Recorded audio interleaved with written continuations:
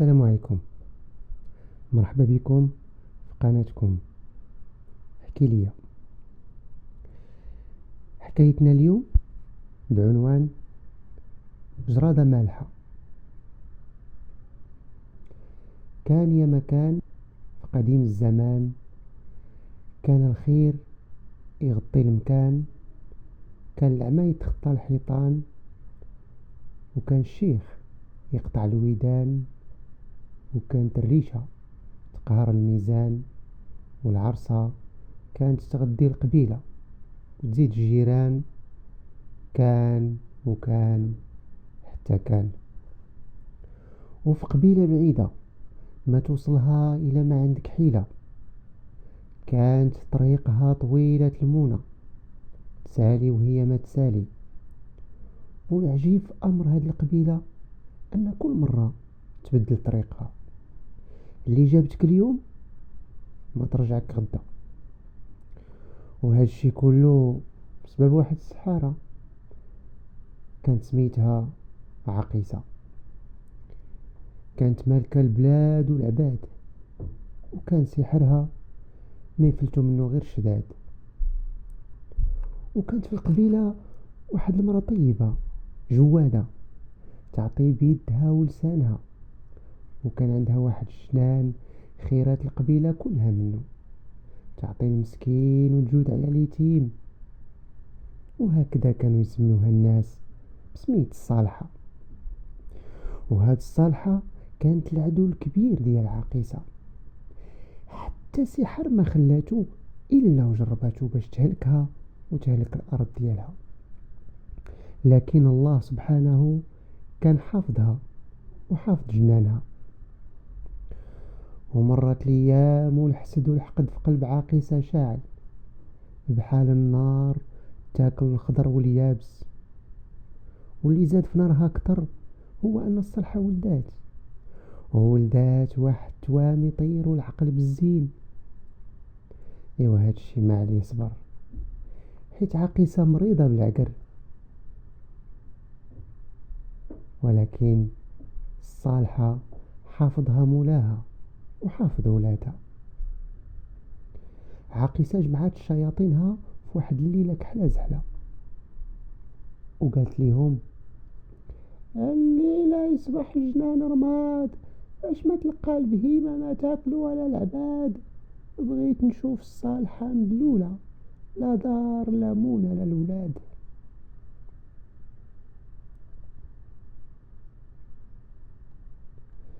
ايوا سمعوا شياطين الكلام وقرروا يطبقوا الحكام.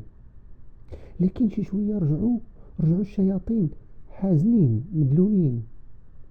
ايوا سولتهم عاقسة كالعادة: ايوا دمرتوا المكان والرماد وصل للجيران.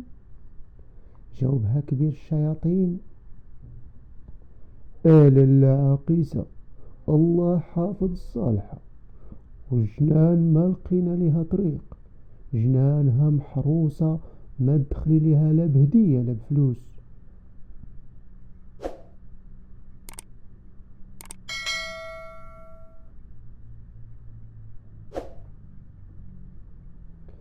رجعت عاقسة لفراشها، خرجت الشياطين وجلسات تفكر بالمكيدة، حيت دابا الصالحة ولات شوكة في حلقها وعافية ما بين لحمها وعرقها، والنار ما يطفيها غير الماء. ضحكت عاقسة وقالت: صافي لقيتها، غدا الصالحة تفطري بالدموع وتعشاي بالندامة. صباح الصباح وديك صاح وفاقت الصالحة تفطر ولادها. لكن المسكينة ما لقات غير الفراش، مسات الفراش ولقاتو بارد، وعرفات أن صاحب الفعلة دارها بالليل. غوتات الصالحة وبكات على ولادها، قلبات الدار والجنان ولا أثار بال، لا اللي لابس ولا اللي حفيان، واللي سولاتو ما يعطيها أخبار. عرفات الصالحة مولات الفعلة هادي فعايل عاقسة. تجمعوا أهل القبيلة ناويين الباس إوا عاقصة طغات وما بقى كفاها أذى العباد، ولات تزاد تخطيف الولاد. هجموا على دار عاقصة وخلصوا القبيلة من مصايبها. إوا غير هرسوا الباب وما لقاو غير الضباب. الريح كتصفر. هربات عاقصة من بعد ما خطفات الولاد، وحتى واحد ما عرف ليها طريق. صالحة مسكينة ما لقات ليها جهد، هزات يديها للسما ودعات دعوة ما يردها بواب، حيت كيما كتعرفوا دعوة المظلوم ما بينها وبين الله حجاب. عاقصة ملي خطفات الولاد خوات القبيلة وشدات طريق طويلة اللي ما ليها عنوان، وبعد 3 أيام من المسير وصلت لقبيلة الحواتة. وهاد القبيلة كانت عند الواد، عايشين غير على الصيد، والواد ديما عليهم جواد. ملي جات عاقصة دقات الخيمة في القبيلة ونوات تبات الليلة، ولا عجبها المكان تخلي الإقامة طويلة. داز 3 أيام وعاقصة في القبيلة، لا هي ضيفة ولا يدخل عليها ضيف. والناس في القبيلة شافوا باللي الحوت من بعد الصيد دغيا ولا تعطي ريحته، وإلا ما تكال في نهارو ما تنفع معاه لا ملحة لا قديد. تجمعوا كبار وعيال القبيلة باش يعالجوا القضية ويشوفوا ليها شي حيلة. سولهم كبير العيان ومنين تا هاد الحالة في القبيلة؟ جاوبوا كبير الصيادة: أسيدي هادي 3 أيام الواد بخل علينا بحوتو، واللي صيدناه في نهارو تعطي ريحتو. تكلم واحد الصياد وقال: هادي 3 أيام أسيدي دكات واحد المرا خيمتها قدام باب داري، لا هي ضيفة ولا يدخل عندها ضيف. إلا شفتيها ما تسرب شوفتها، ولا سمعتيها ما يعجبك حديثها. وقف كبير القبيلة وقال: هاديك ضيف النحس، ضيف منبود من السلايف والجدود. الليلة ماليها مباتة في قبيلتي، أعطيوها مونج الطريق وخرجوها. هاديك ما تصلح لا صديق ولا رفيق. وفعلا جاو الصيادة جمعوا العاقصة الخيمة وعطوها مونة الطريق وخرجوها، ونقاو القبيلة من شرها ونحسها.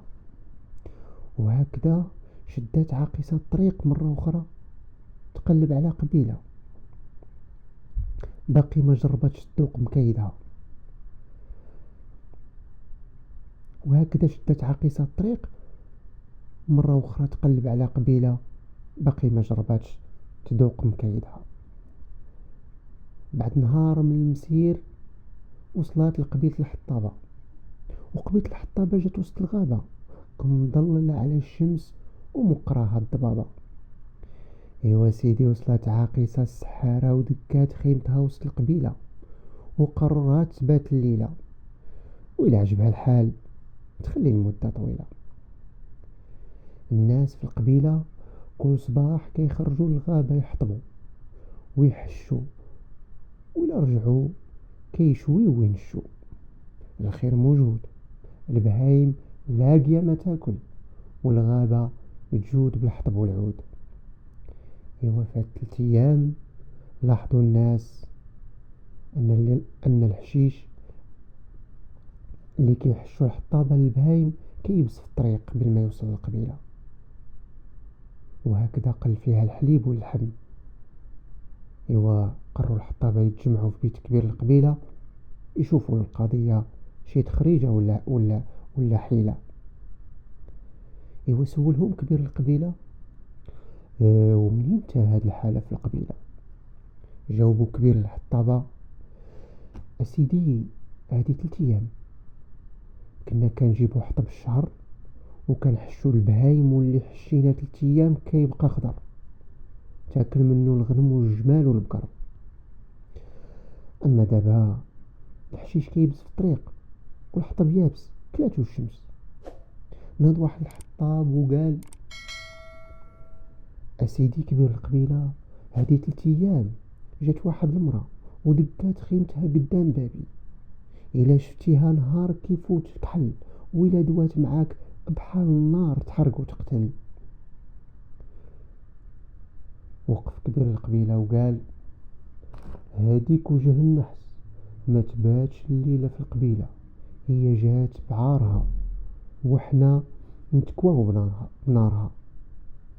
إوا تجمعوا رجال القبيلة وريبوا العاقسة المنحوسة خيمتها، عطاوها مونة الطريق وخلاوها وسط الغابة فريسة. وقفات عاقسة وسط الغابة وقالت: اش من طريق نشد دابا؟ وشدات طريقها لعل وعسى تفوت الغابة قبل ما يشدوها العساسة. وبعد يوم من المسير شافت باللي هي على أبواب قبيلة جديدة، ومن سماها الصافية باينة قبيلة سعيدة. كانت هذيك قبيلة القاضي بومفتاح، القاضي اللي لجأ ليه ما يظلم، الغني عنده بحال الفقير والكبير عنده بحال الصغير. وكان القاضي بومفتاح ما يخفى عليه سحر السحارة ولا سلعة العطارة، كان عنده جماعته من السحارة ولكن ما يخدموا ليه غير الخير ماشي الأذية. وصلت عاقسة للقبيلة ودقات خيمتها كالعادة. وفي هذه القبيلة كاين الفلاح والخضار والتاجر والجزار، والقبيلة حتى لهذاك النهار عايشة في سلام وهناء.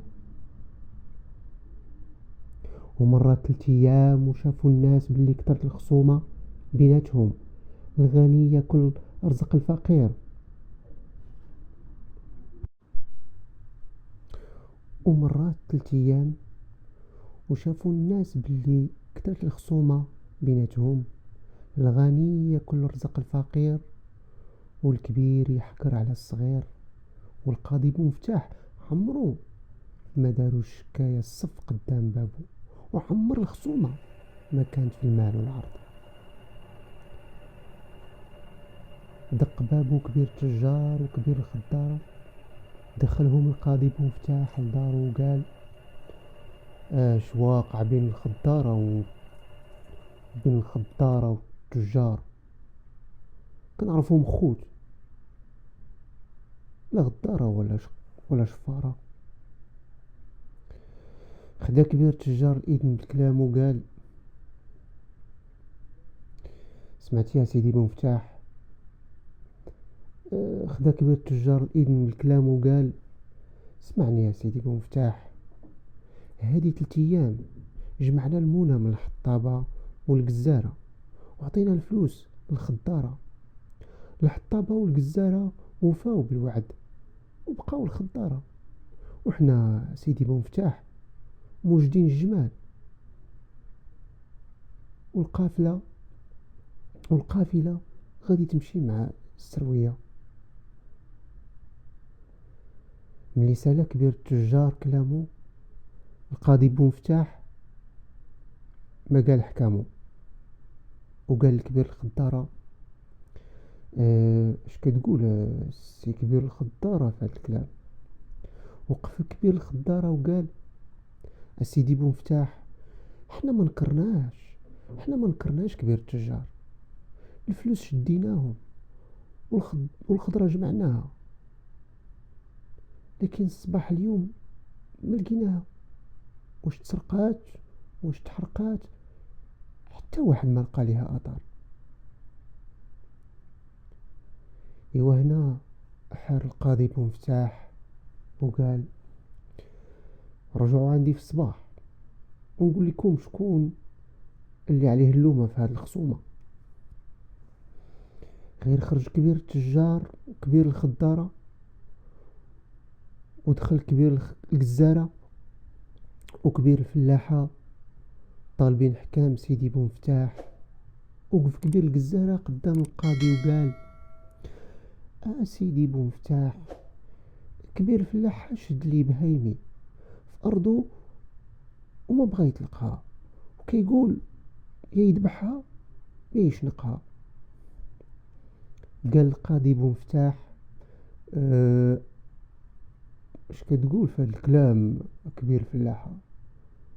واش كاذب ولا قال الصراحة؟ جاوبو كبير فلاحة: نعم سيدي بومفتاح صادق، ولكن بهايمو تسلطوا على أرضي، كلاو الزرع وهلكوا الأرض والمصاريف، كيف أنا نعوض خسايري أمولاي القاضي؟ وقف القاضي بومفتاح وقال: صباح رجعوا عندي نوريكم الظالم من مظلوم. إيوا جلس القاضي كيفكر مع صحابو: اش هادشي تسلط على القبيلة؟ عمرها ما تشكات الجور والمكيدة، وهاد 3 أيام ولا الظلم قاعدة. قال لي صاحبو: إلا سمحتي لي أسيدي القاضي، هادي 3 أيام جات واحد العجوزة غريبة على القبيلة، ما ترتاح لشوفتها، ما يعجبك كلامها، ومعها جوج صبية صغار ما بينيش من توبها، ياك ما جابت معها النحس والبغيضة للقبيلة.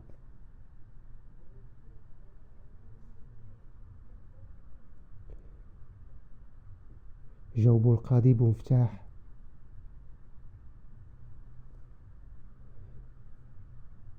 انتوما كتعرفوني ما نبغيش الظلم، جيبوها نسمع حكايتها، إلا كانت ضيفة نكرموها، ولا جايبة البلال للقبيلة نجازيوها بنيتها. إوا شوية جاو رجال القاضي بومفتاح وجابوا معهم السحارة عاقسة. إوا غير وقفات قدامو وتنملوا ليه قدامو، وحس باللي هاد العجوزة في حكايتها بليا.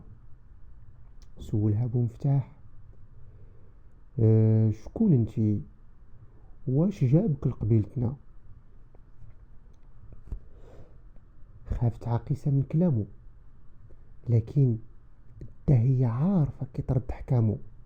جاوباتو وقالت: أنا ضيفة طالبة ضيف الله، سمعت بحكمتك وشهامتك وجيت نتغطى بحمايتك. جيت من قبيلة بعيدة دازت عليها أيام شديدة، زارها القحط وطول الزيارة ما خلى فيها لا عود نابت لا نوارة. إوا سيدي بومفتاح، هزيت وليداتي وخويت القبيلة وقصدت قبيلتك، إلا قبلتو عليا هداك منايا، وإلا ما قبلتوش نعاود رجايا. ملي شاف القاضي بومفتاح الوليدات كي منورين ووجه عقيسة كي مظلم، سولها: أنا شاك في أمرك، ولادك منورين وانتي كحلة زحلة، ولادك باقيين ديال الرضاعة وانتي عكاز ما تفرطيش فيه، هادو ماشي ولادك.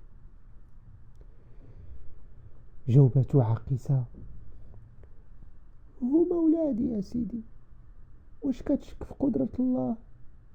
جاوبها القاضي بومفتاح وقال: حاشا حاشا نشك في قدرة الله. الله سبحانه رزق الولد إبراهيم وزكريا، أنا غادي نرسل الزرزور يجيب خبارك، إلا كنتي صادقة نقادو لك المقام، وإلا كنتي كاذبة نرميوك لجهنم. القاضي بومفتاح كان عنده واحد الطير سميتو الزرزور، كان يجيب ليه الخبار بحال سيدنا سليمان، وهكذا كيعرف الصادق والكاذب والمغلوب والغالب. حبس عنده عاقسة وخلى عنده الولاد وتسنى الطير يجيب الخبار. مع الفجر رجع الطير وجاب خبار عاقسة بلا زيادة ولا نقصان. عرف حكاية الولاد وحكاية الجنان وحكاية قبيلة الصيادة والحطابة، وعرف سباب الخصومة اللي زارت قبيلته اللي كان يضرب بها المثال. التجار والفلاحة والخضارة والجزارة صافا وما بقات بيناتهم خصومة، وصبح الصباح وجاب معاه الصفا.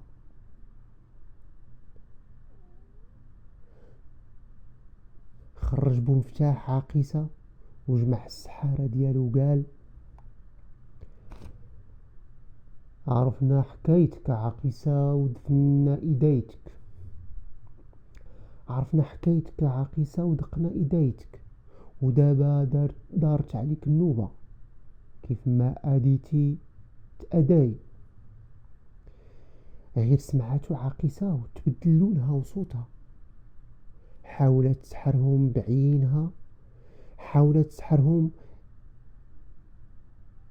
بالعينين ديالها وعصاها، لكن سحرت لكن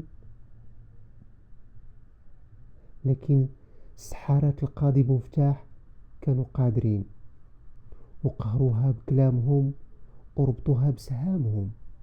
وهكذا قال لها القاضي بمفتاح: غادي مسخوك السحارة ديالي، ايوا اختاري يا جرانة يا جرادة يا دبانة.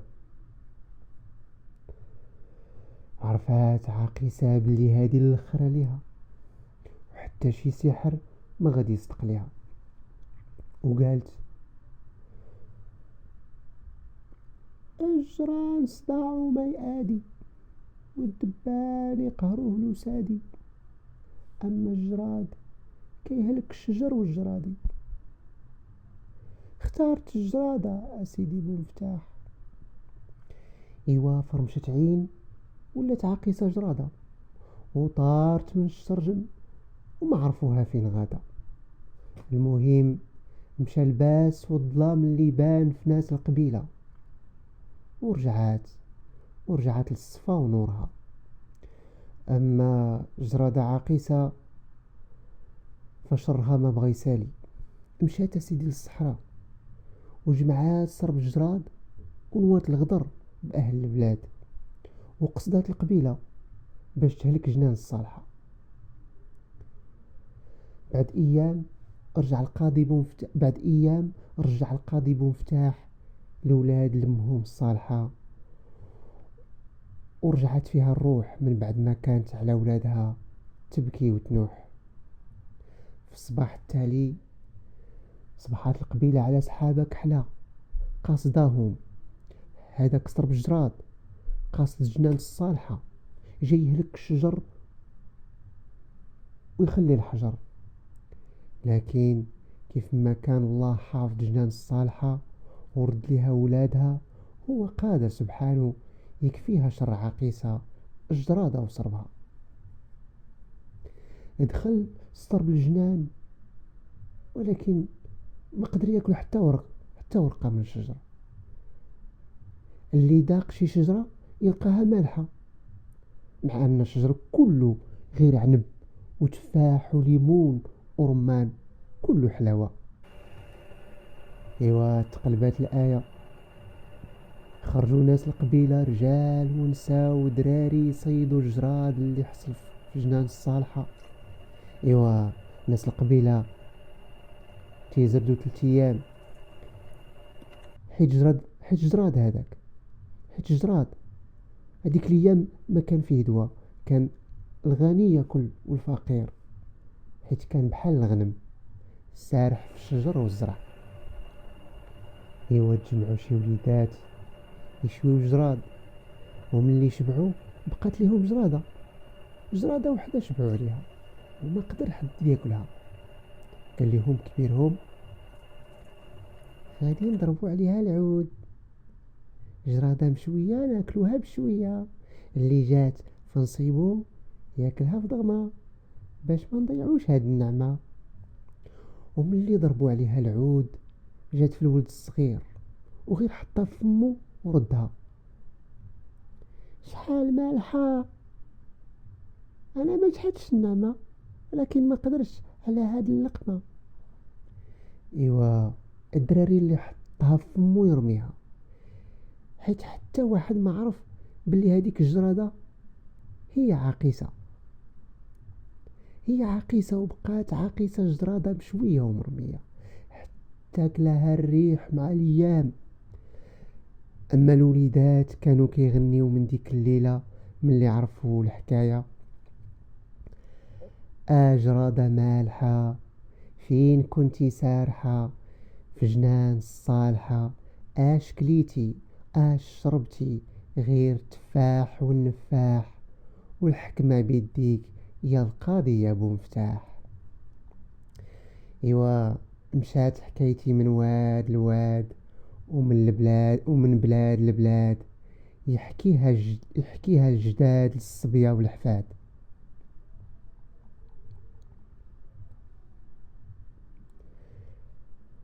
وخبيرتي خليتها هنا، موعدنا ان شاء الله مع حكاية جديدة.